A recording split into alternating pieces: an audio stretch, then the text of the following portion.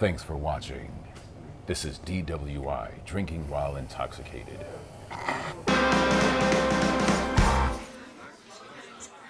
Welcome back to Drinking While Interviewing. I'm your host, James Murphy. We have a very interesting guest with us today here at the Green Monkey in Raleigh, North Carolina, where we are shooting Donovan Corneetz, a voiceover specialist. Klondike hooks up with your favorite flavors. Get more data for less with unlimited talk and text. Post your video using hashtag PitchLeBron contest to Twitter or Instagram. So tell us a little bit about what it is that you do as a voiceover person. Yeah. Well, as a voice actor, voiceover talent, basically what I do is I give, vocal life to scripts, right? So you're gonna hear my voice on radio commercials, TV commercials, video games, corporate narrations, e-learning, cartoons, things like that. So anywhere that you randomly hear a voice that's kind of disconnected from whatever you're doing, that's voiceover. Now, is that something that you can do with a beer in your hand, like today's beer, which is Monkey Bizz-Ness from Big Boss Brewing right here in Raleigh, North Carolina?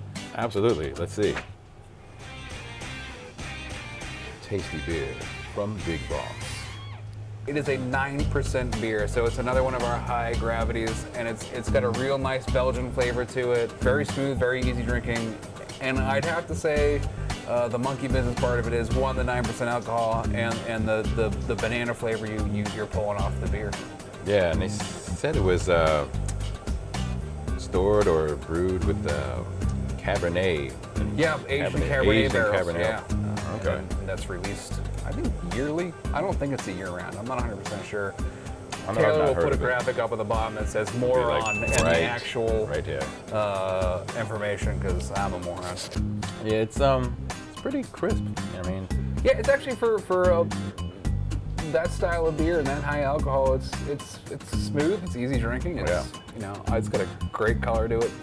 Very clear, which is something I enjoy in a beer. One of the fads now with beer is to make a cloudy beer. And like chewy. It's stuff to chew at the end of the beer. Just make it look attractive. Yeah. They're put into what's called a bright tank. They condition them. That's where they carbonate them. All the proteins will fall out in there and go to the bottom, and then just right from there they put it in kegs, bottles, Nice. all that stuff. So. Damn, you're schooling me right here. Yeah, I told you. DWI. I'm just enough. I know just enough about beer to be considered an ass. All right. I don't get an ass vibe from you. If you think how many times it takes you to get a good voicemail message before you you say, hey, this is Donovan's voice. No, that's stupid. All right, no, that's dumb. All right, let me try it this way. Hey, you've reached it. No, obviously you've reached it. It's a voicemail, right? So just imagine that, but somebody's got a $800,000 campaign that's going nationwide and you got to do it now. Kind of how I got started in voiceover was being a student at NC State University, go back, I learned audio production. And then I had a professor that did voiceover on the side, and people had been telling me since I was like 16, hey, you got a good voice, you should do radio. And so I decided I'd ask him about it and give it a shot, and did a demo for him, and he said it was the worst demo he'd ever heard. I said, all right, great. Thing, right? Yeah, get honesty, right? He actually said, do you want honesty or do you want it sugar-coated? Well, that means I suck then, right? So, but he said, it's not that you don't have any talent, you just don't know what the hell you're doing. Started off kind of, doing kind of small local stuff. I used to do people's voicemail for like $20. And then it just kind of grew from there, and this work led to this work, and this led to that, and you get an agent, and you get a manager, and it just kind of grows. And I've been in it for 11 years now, full time for 6, so it's my bread and butter. For a time, I did Honda dealers of the Carolinas. So that was, get to your Honda dealer of the Carolinas now. So I did that, and then I've also done stuff for like BET, where he's, the 2016 BET Awards coming up next. So you get like kind of, hey, I'm up here cheesy, and then here like, yeah, sucker, real cool. So, it's like the whole run the gamut of it, and then being able to do things for video games, that's been really cool. Last year I did Justin Bieber's roast on Comedy Central. That was kind of like one of my biggest marquee things that a lot of people saw, a lot of people recognized. So that's one of those like, oh crap, you did that? I love that. That's awesome.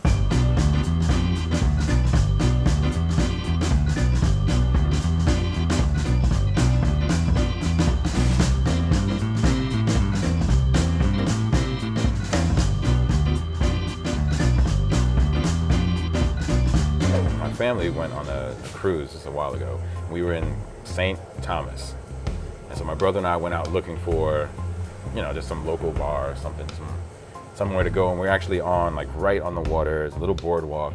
We're trying to find some place to get a drink. And I mean, every bar was just like dead. 2 people at the bar, nothing's going on. He's like, look, you gotta find out where all the crazy people are that are just loud and rowdy. That's where they're gonna have the good drinks. Sure enough, we walked in, people are in there screaming and singing and chanting. We went there, and their signature drink is something called a painkiller. We're talking light rum, dark rum, 151 rum, coconut, pineapple, and like orange juice and nutmeg or something was in there. It's illegal to serve you more than 2. So that just gives you an idea.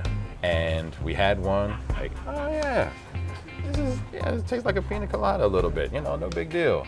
Let's get another one. We got the second one, like, hey, we should probably head back to the ship. And we stood up, and to this day, we ask each other, how the hell did we get back to the cruise ship?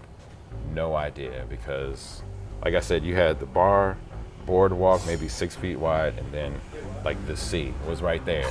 And I don't even know, I really, even thinking now, I have no clue.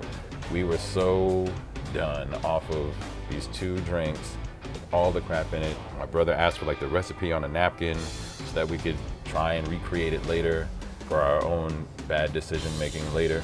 So yeah, that would be my cool thing, just like the scene, you know, the beautiful water, the sunlight, we're on this island, on this cruise, and a complete lack of knowledge of how the hell we went like 2 miles. Anytime you're missing time, that's a good drinking story. No, seriously, there's gotta be like a good 45 minutes of my life I'll never know. That's like about. an alien abduction story.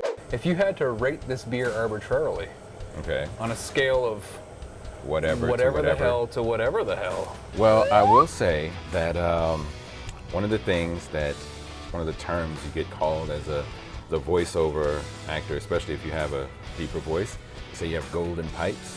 So I'll give this like 3.5 out of 5 golden pipes. Wow, that is a very nice arbitrary ranking. Thanks. I'm gonna give it 2 Sam Neils. Okay. I'm sorry, I'm gonna give it 3 Sam Elliots. Sam Elliott, there you go. 3 Sam Elliots and a Right. James Earl Jones, I like it. and then a bonus Liev Schreiber. Wow. Yeah. Wow, you're getting some heavyweights there. Those are 3 of my favorite voice people. Mine too. Yeah. Gotta get a Morgan Freeman in there, or is it not worth the Morgan It's Freeman? kind of cliche. It's kind All of right. cliche. All right. Thank you, Donovan, for coming on today. It was a blast. It was great hearing about an industry that not many people know about. Cheers. Drinking while being interviewed. And I am Donovan Corneetz. This is a schmuck. And this is the Green Monkey on Hillsborough Street in Raleigh, North Carolina.